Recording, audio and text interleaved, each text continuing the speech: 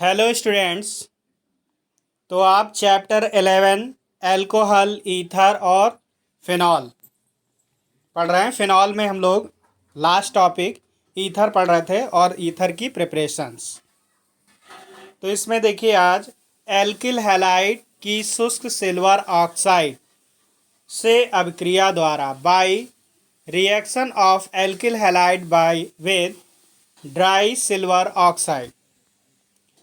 तो यहाँ ईथरों का निर्माण एल्किल हैलाइड को शुष्क सिल्वर ऑक्साइड के साथ गर्म करके किया जाता है। तो यहाँ देखो बेटा क्या करते हैं, हम एल्किल हैलाइड के दो अणु ले लेते हैं। तो एग्जाम्पल लिया एथिल क्लोराइड के दो अणु और सिल्वर ऑक्साइड। तो यहाँ पर आपको ये पता है ये पॉजिटिव, यहाँ पे निगेटिव पार्ट, तो ये पॉजिटिव पार्ट। इसी तरह यहाँ पर भी हो जाएगा, ये निगेटिव और ये पॉजिटिव। तो इसका पार्ट ये वाला इससे जुड़ जाएगा AgCl। अब 2 Cl और 2 Ag है तो 2 AgCl निकल गया। बाकी अब इस से O से ये दोनों ग्रुप आकर जुड़ जाएंगे। इसको सिंपली यह ले सकते हैं CH3CH2 होल ट्वाइस O, या ऐसे लिख सकते हैं CH3CH2 सिंगल बॉन्ड O फिर single bond CH2CH3 die ethyl ether.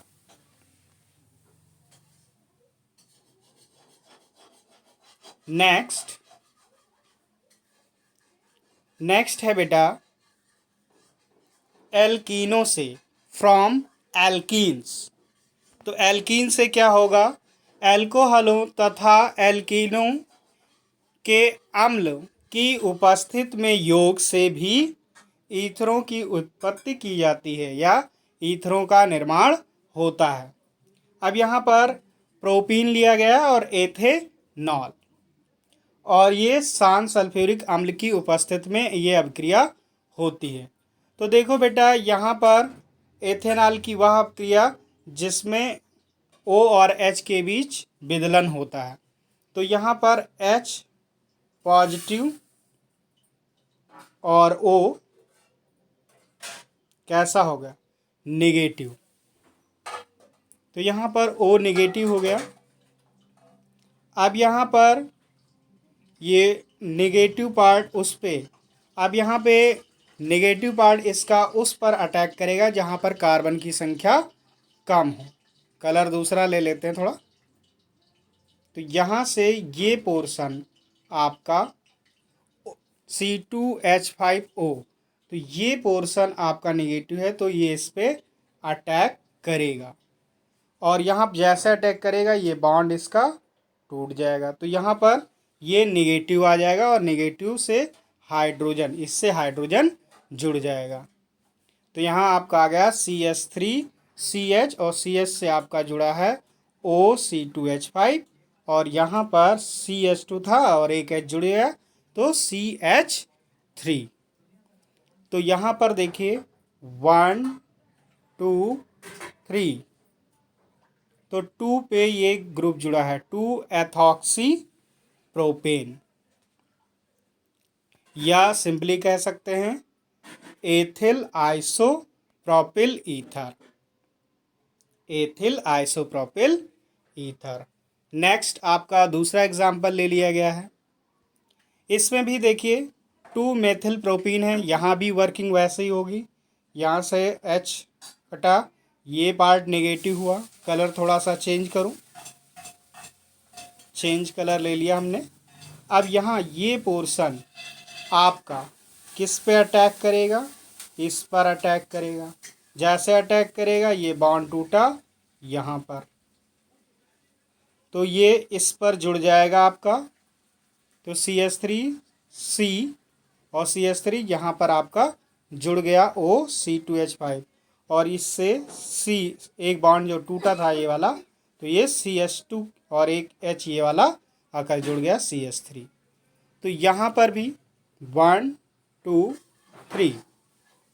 अब यहाँ पे 2 एथॉक्सी 2 मेथिल प्रोपेन, क्या है 2 एथॉक्सी 2 मेथिल प्रोपेन। या ये क्या है, टर्सरी ब्यूटिल, टर्सरी ब्यूटिल, फिर ethyl ether, tertiary butyl ether, tertiary butyl ethyl ether बन गया।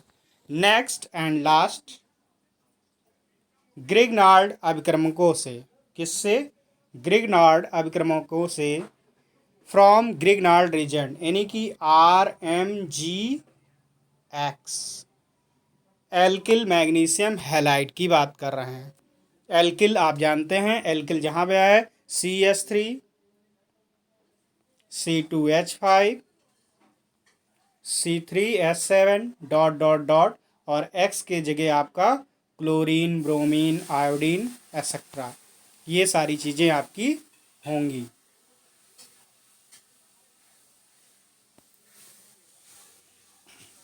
तो यहाँ पर देखिए क्या है, ग्रिग्नार्ड अभिक्रमकों से अल्फा हैलो ईथरों की उचित ग्रिग्नार्ड अभिक्रमों से क्रिया करके उच्च ईथर प्राप्त किए जा सकते हैं, यानी कि ज़्यादा बड़े ईथर आप प्राप्त कर सकते हैं, अधिक अणुभार वाले ईथर प्राप्त कर सकते हैं।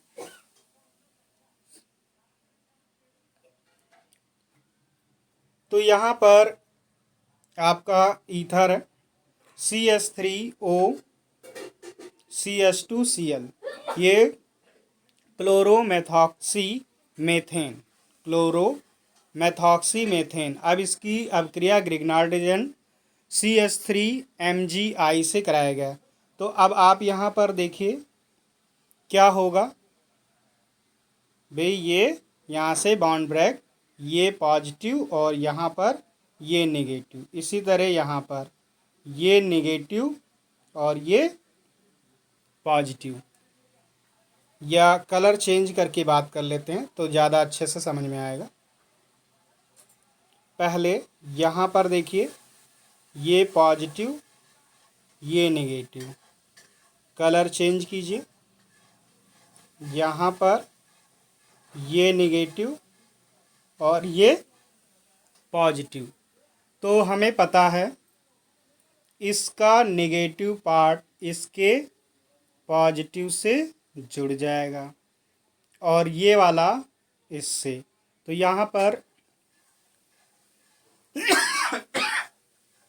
CH3O और इससे CH2 से क्या जुड़ेगा, ये वाला CH3 आके जुड़ जाएगा। तो ये C2H5 हो गया और Mgi से क्या जुड़ेगा, Cl, तो MgClI, मैग्नीशियम या क्लोरोमैग्नीशियम आयोडाइड, क्लोरोमैग्नीशियम आयोडाइड बन गया। और यहाँ पर एथिल मेथिल ईथर क्या प्राप्त हुआ, एथिल मेथिल ईथर। आज के लिए इतना ही। अब नेक्स्ट डे आप जो है इसके रासायनिक गुण पढ़ेंगे। प्रिपरेशन खत्म हो गई।